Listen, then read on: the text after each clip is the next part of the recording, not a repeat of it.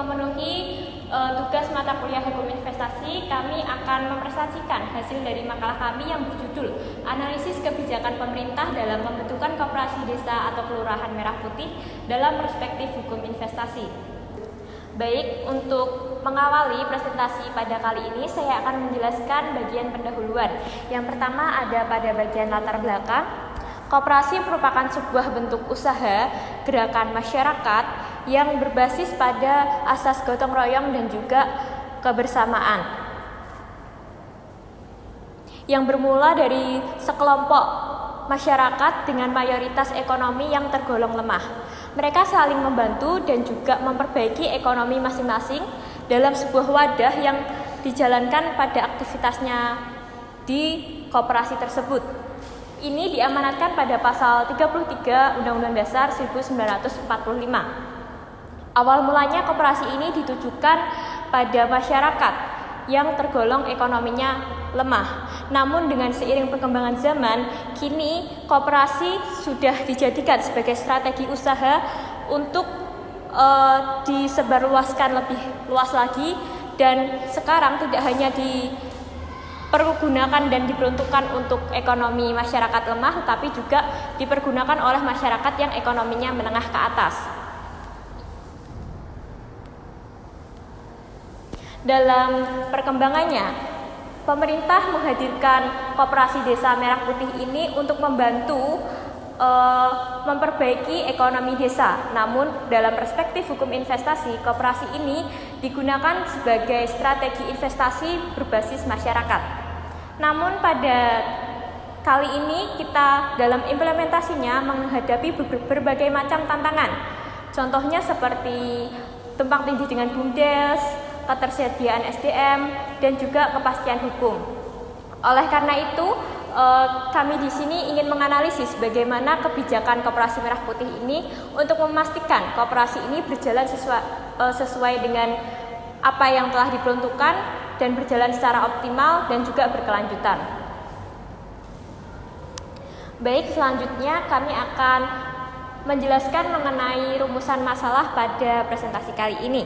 Yang pertama, bagaimana landasan yuridis dalam pembentukan dan pengelolaan koperasi desa atau kelurahan merah putih. Yang kedua, bagaimana model kelembagaan dan tata kelola koperasi desa yang efektif. Yang ketiga, bagaimana sumber permodalan koperasi desa serta mekanisme pengelolaannya. Yang keempat, bagaimana relevansi koperasi desa terhadap iklim investasi di Indonesia. Yang kelima, bagaimana peran koperasi desa dalam mewujudkan keadilan ekonomi bagi masyarakat. Yang keenam, bagaimana kapasitas sumber daya manusia, akuntabilitas, dan sistem pengawasan dalam Koperasi Desa Merah Putih. Yang terakhir ada bagaimana keberlanjutan serta dampak jangka panjang kelembagaan koperasi desa terhadap pembangunan ekonomi. Lalu untuk tujuan penulisan ini yaitu sama halnya untuk membahas mengenai apa yang telah kita rumuskan pada makalah kali ini.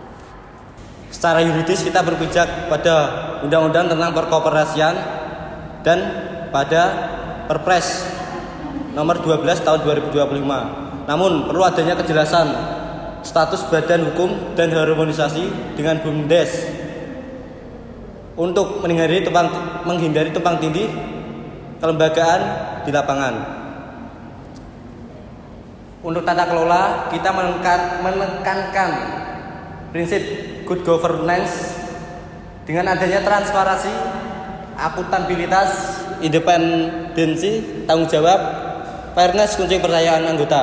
Selain itu, digitalisasi dan akuntansi juga penerapan pembukaan standar atau aplikasi digital direkomendasikan untuk meningkatkan kredibilitas koperasi.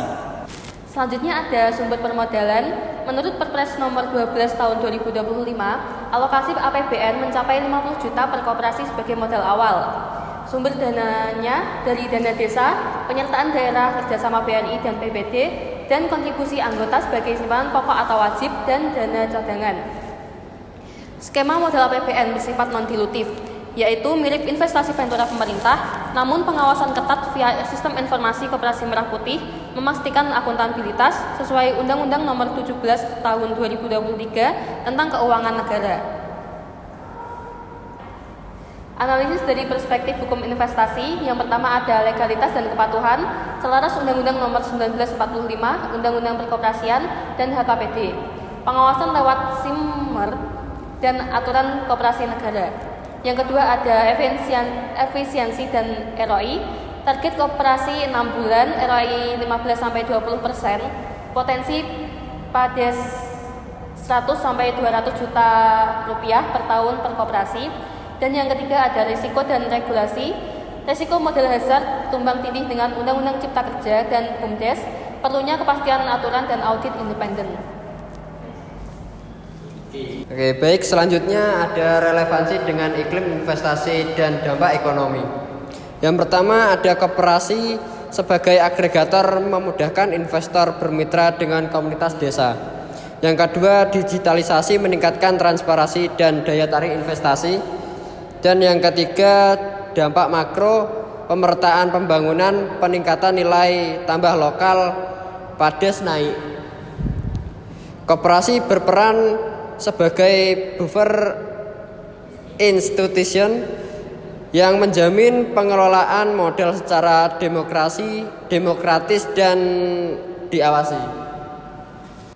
Selanjutnya SDM akuntabilitas dan pengawasan. Yang pertama penguatan SDM. Pelatihan manajemen akuntansi, literasi, investasi melalui pendampingan berkelanjutan oleh Dinas Koperasi. Selanjutnya akuntabilitas, pembukuan digital, laporan berkala, keterbukaan SHU dan keputusan untuk mencegah moral hazard. Yang ketiga pengawasan berlapis.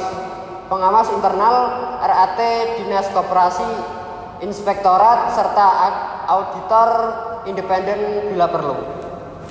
Baik, yang terakhir yaitu kita ada pada kesimpulan dan saran.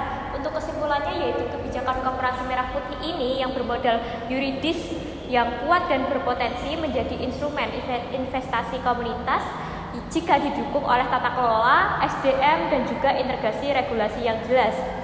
Untuk sarannya yaitu perlunya memperkuat integritas regulasi dengan BUMDes, peningkatan pelatihan SDM, digitalisasi pembukuan, pengawasan berlapis, dan juga desain skema permodalan yang berkelanjutan.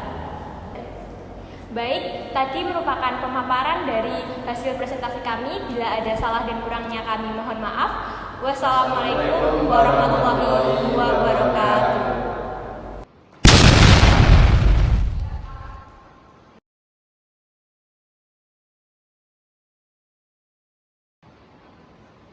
Oh my God!